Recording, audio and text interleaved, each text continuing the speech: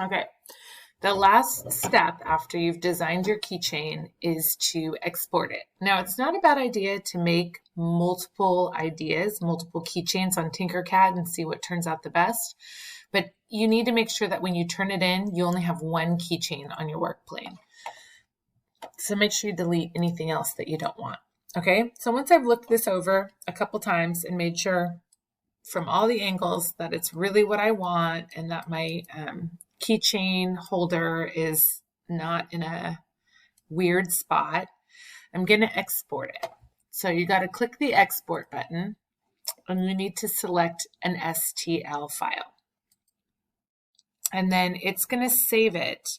For you on your Chromebook, it'll probably save it into your Google Drive. For me, it puts it, if I click show in folder, it always sticks it into my downloads button.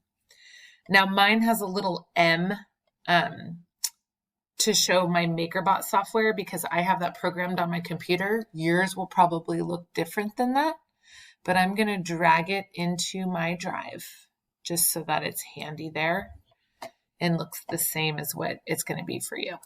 Okay, so that turned it into an STL file. That file Miss Bird can take.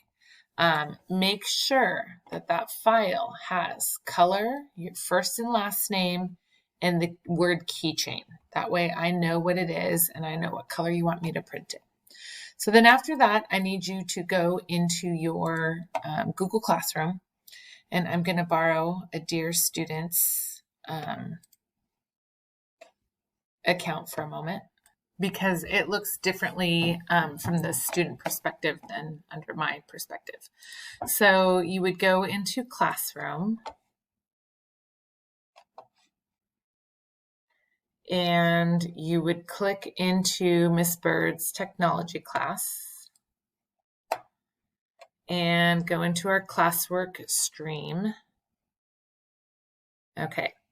Now it shows as an assignment. This part I'm not going to grade, so don't worry about that, but we just needed a place to turn in these files. So you click Keychain File Submission and View Assignment, and then you need to add the file. So in this case, you're going to, for me, go into my Google Drive, and I'm going to find that.